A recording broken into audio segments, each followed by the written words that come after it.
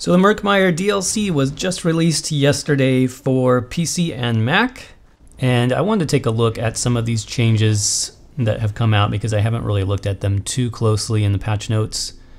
So what this video is going to be is just a quick breakdown for the Nightblade class changes, and in the background I just have some PvP clips of my baby Nightblade that I've been leveling up during the Witches Festival. So let's go over the changes, and in the comments make sure you let me know what you guys think.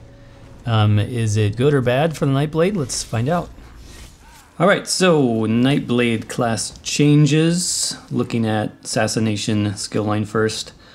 Assassin's Blade increased the cost of this ability and morphs by 30%, and the comment here is that the execute was cheaper than any other in the game. Sure, okay, yes, and part of the reason that Nightblade DPS was higher than intended. So I think they are talking about PvE here, so my comments are mostly going to be PvP related because that's what I play most of the time in the game. So I see what they're getting at here. I know Nightblades were pretty top tier as far as PvE DPS, so it looks like they're trying to cut that down a little bit and make it more in line with classes. Okay, whatever. I didn't really use this skill as a PvP Nightblade.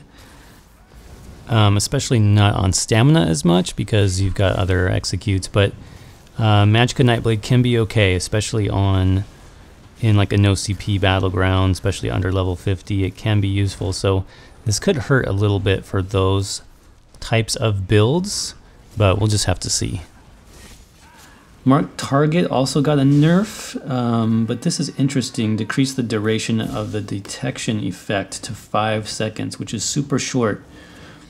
So I can see pluses and minuses to this. On the positive side, if you are a Nightblade yourself and you get marked, it's going to be a lot easier to get your cloak back up. 5 seconds.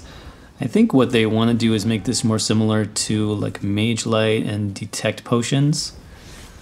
Because 30-second duration of detection was huge. I don't know if that was like the longest duration in the game or what, but that's pretty ridiculous. So I kind of like this, at least from the perspective of fighting other Nightblades.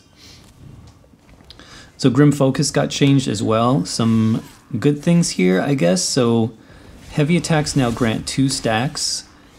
And correct me if I'm wrong, I thought it did that before at some point and then it went away, so I'm not sure what's going on. They've always been tweaking this ability for whatever reason. But the Spectral Bow proc is no longer free and costs half the amount, which I get it. I mean, it was a free burst ability, so that is a little strong, and half the cost is really not going to affect anybody, I don't think. So they said it was too productive for the amount of damage and effective resource management, blah, blah, blah. Okay. Fixed an issue with stacking and added a brief minimum travel time. So what does that mean? I'm guessing maybe this is similar to like Impale, where it doesn't land instantly? I don't know. If you guys can have any insight on this, let me know in the comments. Does this mean though that you can block cast it to make it instant?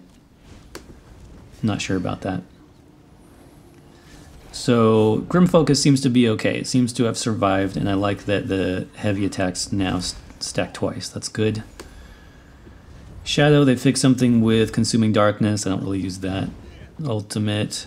So the Path of Darkness change was interesting, and it kind of makes me wonder what they are doing with the Nightblade, especially the Magicka Nightblade, because some of these skills were very class-defining skills, and they're kind of, I don't know if they're watering it down or what the idea is, but basically now the base skill only grants Minor Expedition for 2 seconds, which is a really weak skill. I don't even know why you would use the unmorphed version. Twisting Path is now basically the damage version, and Refreshing is the heal. So you'll no longer be able to get both, which is interesting. I mean, it wasn't like, if you were a healer or a tank, it was a nice way to keep you and your group alive while still contributing a little bit of DPS. But now this will add 0 DPS. So I don't know, especially with Refreshing Path. I don't think that's really necessary, but whatever. So the change to Path of Darkness is aimed at helping each class bring something unique. What is it? I don't understand what it means by each class. Do they mean like a tank versus a DPS? Who knows? Shadow Image fixed an issue here. Okay. So siphoning. This is the last skill line. Some other really interesting changes here. Drain Power is the last skill in the tree, I believe. It's the AoE. Basically, Sap Essence is what you use as a Magicka Nightblade, and Drain Power is the stamina version, which is like a joke. Nobody uses this skill. So, Power Extraction, increase the damage done by 25%. Okay. Is anybody going to use this still? Is this better than like Steel Tornado? So we want to give better distinction to the Power Extraction morph, since the tooltip says it gets a damage increase. And maybe it never did? Okay. So this is interesting. This will be interesting to see what this looks like on the live server and how useful this ability is. Yeah, I don't know. I'll try it out for sure. So Siphoning Strikes. This is my favorite change. Fully charged heavy attacks now restore twice the amount of health and resources for this ability and the morphs. So the Stam morph or the Magicka morph, this is great. This is really great. It makes this skill kind of what I always wished it was, which was when the Warden came out and we saw Lotus Blossom, where they got like a small heal on the light attack and a huge heal on the heavy attack. I always wish that Siphoning Strikes did the same thing, and now it does. So you get a big chunk of health for heavy attacking, which Stamina Nightblades will heavy attack. This will incentivize Magicka Nightblades to heavy attack even more, maybe doing like a Lightning Staff build. So this is pretty cool. I like this change. I want to try it out for sure. Strife is another one of those changes where I'm really not sure what the overall plan is for this skill. And for Magicka Nightblade, this is like the Magicka Nightblade's defining class skill, right? And they are constantly tweaking it, messing with it. So they reduce the damage done by half, and it also heals for 50%, but the total amount of healing remains unchanged. Okay, I get that. Swallow Soul, this is the damaging morph, the basically the non-healer morph. This morph now doubles the damage, so it's the original damage, I guess, but decreases the heal to 35% of the damage done and can only target you. And the minor vitality effect has been removed. So this is interesting. This is basically a nerf, I think, because my minor vitality was a really nice buff for solo PvP. Because it affected all of your healing that was coming in, right? So that could be, like, let's say you're running rapid regen on the back bar. This would affect all those healing ticks. It affected your Swallow Soul ticks as well, obviously, but then any other healing you have over time would be buffed by this. But now this effect is gone. So that is definitely a nerf. Now it looks like they tried to make up for it by increasing this, because on live previously this was like 26%. So what I think they're doing is this, which was an 8% buff, they tried to roll it into this, so it's about equal, but it's only on the skill itself. It's not buffing any of your other healing, which is definitely a nerf. I don't know if they're trying to like cover it up or what.